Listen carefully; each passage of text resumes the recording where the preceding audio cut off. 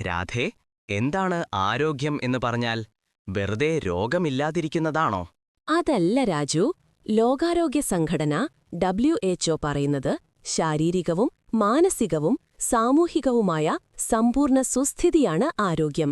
അതായത് ശരീരത്തിനും മനസ്സിനും സമൂഹത്തിലും സന്തോഷവും നല്ല അവസ്ഥയും വേണം. അപ്പോൾ രോഗമെന്താണ്?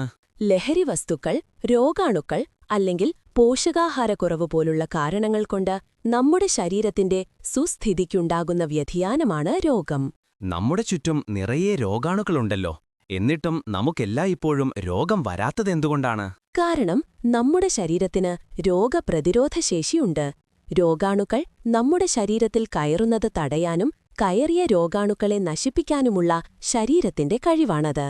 രോഗമുണ്ടാക്കാൻ കഴിയുന്ന എല്ലാത്തിനെയും എന്താണ് വിളിക്കുന്നത്? ബാക്ടീരിയ, വൈറസ് പോലുള്ളവയെ? അത്തരം രോഗാണുക്കൾ പൂമ്പൊടി, പൊടി, ചില ഭക്ഷണവസ്തുക്കൾ, രാസവസ്തുക്കൾ എന്നിവയെല്ലാം പൊതുവായി ആന്റിജനുകൾ എന്നു വിളിക്കുന്നു. നമ്മുടെ പ്രതിരോധശേഷി എത്ര തരമുണ്ട്? പ്രധാനമായും 2 തരമുണ്ട്. സഹജ പ്രതിരോധം, അത് ജനിക്കുമ്പോൾ മുതൽ ശരീരത്തിലുള്ളതാണ്. പിന്നെ ആർജിത പ്രതിരോധം, അത് ജനിച്ച ശേഷം ഉണ്ടാകുന്നത്. ഈ സഹജ പ്രതിരോധം എങ്ങനെയാണ് നമ്മളെ സംരക്ഷിക്കുന്നത്? ആദ്യം രോഗാണുക്കൾ ശരീരത്തിൽ പ്രവേശിക്കുന്നത് തടയും. ഇതിനെയാണ് പ്രാഥമിക തല പ്രതിരോധമെന്നു പറയുന്നത്. നമ്മുടെ ശരീരത്തിൽ ഈ പ്രതിരോധത്തിനായി ഒരുപാട് സംഗതികളുണ്ട്. എന്തൊക്കെയാണവ? നമ്മുടെ ചെവിയിൽ മെഴുകുണ്ട്, അത് രോഗാണുക്കളെ തടയുന്നു. കണ്ണിലെയും ഉമിനീരിലെയും ലൈസോസൈം എന്ന എൻസൈം രോഗാണുക്കളെ നശിപ്പിക്കും. ത്വക്കൊരു കോട്ട പോലെ നമ്മളെ സംരക്ഷിക്കുന്നു. ത്വക്കിലെ സെബവും വിയർപ്പും രോഗാണുക്കളെ നശിപ്പിക്കും.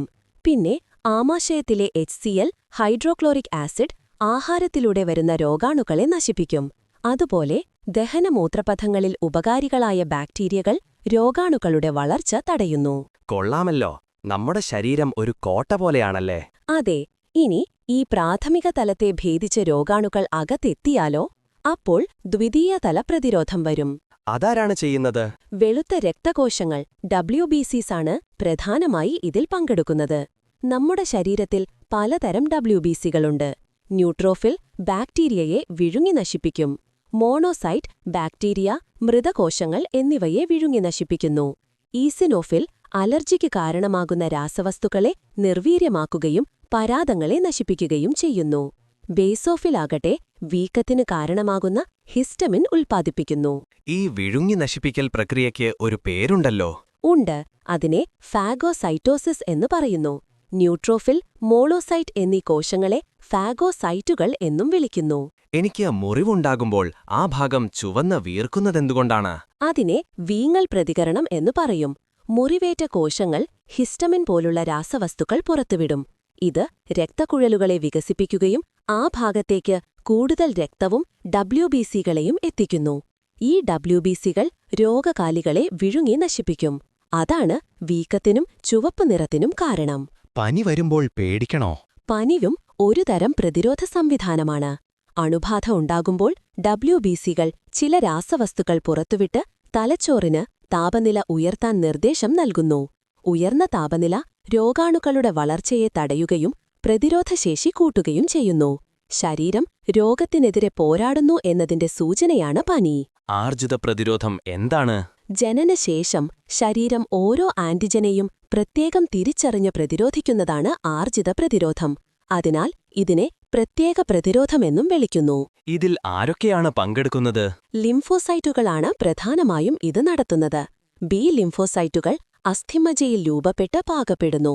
അവ ആന്റിജനുകൾക്കെതിരെ പ്രവർത്തിക്കുന്ന ആന്റിബോഡികളെ ഉൽപ്പാദിപ്പിക്കുന്നു. T ലിംഫോസൈറ്റുകൾ അസ്ഥിമജ്ജയിൽ രൂപപ്പെട്ട് thymus ഗ്രന്ഥിയിൽ പാകപ്പെടുന്നു. അവയാകട്ടെ രോഗബാധിത കോശങ്ങളെയും ക്യാൻസർ കോശങ്ങളെയും തിരിച്ചറിഞ്ഞ് നശിപ്പിക്കുന്നു. ചില രോഗങ്ങൾക്ക് വാക്സിൻ എടുക്കാറുണ്ടല്ലോ, അതെന്തിനാണ്? ചില മാരക രോഗങ്ങളിൽ സ്വാഭാവിക പ്രതിരോധം പ്രവർത്തിച്ചു വരുമ്പോഴേക്കും രോഗാണുക്കൾ പെരുകി അപകടമുണ്ടാക്കാൻ സാധ്യതയുണ്ട്. അത്തരം സന്ദർഭങ്ങളിൽ കൃത്രിമ പ്രതിരോധ മാർഗങ്ങളെ ആശ്രയിക്കേണ്ടി വരും. അപ്പോൾ വാക്സിൻ എന്താണ്? വാക്സിനുകൾ കൃത്രിമ പ്രതിരോധ മാർഗങ്ങളാണ്. രോഗാണുവിന്റെ ആക്രമണം വരുന്നതിനു മുൻപ് തന്നെ നമ്മുടെ പ്രതിരോധ കോശങ്ങളെ സജ്ജമാക്കി വയ്ക്കാനുള്ള കൃത്രിമ മാർഗമാണ് പ്രതിരോധവൽക്കരണം. വാക്സിനുകളിലെ ഘടകങ്ങൾ നിർവീര്യമായ രോഗാണുക്കൾ പോലുള്ളവ നമ്മുടെ ശരീരത്തിൽ ആന്റിജനുകളായി പ്രവർത്തിക്കുകയും പ്രതിരോധ സംവിധാനത്തെ ഉത്തേജിപ്പിച്ച് ആന്റിബോഡികൾ ഉൽപ്പാദിപ്പിക്കാൻ സഹായിക്കുന്നു. ഈ ആന്റിബോഡികളാണ് പിന്നീട് രോഗത്തിൽ നിന്ന് സംരക്ഷണം നൽകുന്നത്. രോഗങ്ങൾ എങ്ങനെയാണ് ഒരാളിൽ നിന്ന് മറ്റൊരാളിലേക്ക് പകരുന്നത്? സാംക്രമിക രോഗങ്ങൾ പല രീതിയിൽ പകരാം. നേരിട്ടുള്ള സമ്പർക്കത്തിലൂടെ, മലിനമായ ആഹാരത്തിലൂടെയും വെള്ളത്തിലൂടെയും, ചുമ, തുമ്മൽ എന്നിവയിലൂടെ വായുവിലെ കണികകളായി, അല്ലെങ്കിൽ കൊതുക് പോലുള്ള രോഗാണുവാഹകരായ ഘടകങ്ങളിലൂടെ. പ്രധാനപ്പെട്ട ചില രോഗങ്ങളെക്കുറിച്ചുകൂടി പറയാമോ? പറയാം. ക്ഷയം, എലിപ്പനി എന്നിവ ബാക്ടീരിയ മൂലമുണ്ടാകുന്ന രോഗങ്ങളാണ്. ക്ഷയം വായുവിലൂടെ പകരുന്നു, ശ്വാസകോശങ്ങളെയാണ് ബാധിക്കുന്നത്. 2 ആഴ്ചയിൽ കൂടുതലുള്ള ചുമയും പനിയുമാണ് പ്രധാന ലക്ഷണം. എലിപ്പനി എലിമൂത്രം കലർന്ന വെള്ളത്തിലൂടെ മുറിവുകളിലൂടെ പകരുന്നു. വൃക്കകൾ, കരൾ എന്നിവയെ ബാധിക്കുകയും പെട്ടെന്നുണ്ടാകുന്ന പനി, പേശീവേദന എന്നിവ കാണിക്കും. എയ്ഡ്സ് ഉണ്ടാക്കുന്നത് വൈറസാണ്. ലൈംഗിക ബന്ധം, അണുവിമുക്തമല്ലാത്ത സൂചികൾ, രക്തദാനം, അമ്മയിൽ നിന്ന് കുഞ്ഞിലേക്ക് എന്നിങ്ങനെയാണ് ഇത് പകരുന്നത്. ഈ രോഗം നമ്മുടെ ടി ലിംഫോസൈറ്റുകളെ നശിപ്പിച്ച് പ്രതിരോധശേഷി കുറയ്ക്കുന്നു. മലമ്പനി ഒരു പ്രോട്ടോസോവ രോഗമാണ്. ഇത് അനോഫിലസ് പെൺകൊതുകുകളിലൂടെ പകരുന്നു. ചുവന്ന രക്തകോശങ്ങളെ നശിപ്പിക്കുന്നു. ഇടവിട്ടുള്ള പനിയും കുളിരും ഇതിന്റെ ലക്ഷണമാണ്. റിംഗ് വോം ഉണ്ടാക്കുന്നത് ഫംഗസാണ്. ഇത് രോഗം ബാധിച്ചവരുമായുള്ള സ്പർശം, മലിനമായ വസ്തുക്കൾ എന്നിവയിലൂടെ പകരുന്നു. ചർമ്മത്തിൽ വൃത്താകൃതിയിലുള്ള ചുവന്ന പാടുകളും ചൊറിച്ചിലുമാണ്. ശരി, ഇപ്പോൾ ഈ പാഠം എളുപ്പത്തിൽ പഠിക്കാൻ പറ്റുമെന്ന് തോന്നുന്നു. നന്ദി രാധേ. തീർച്ചയായും രാധ.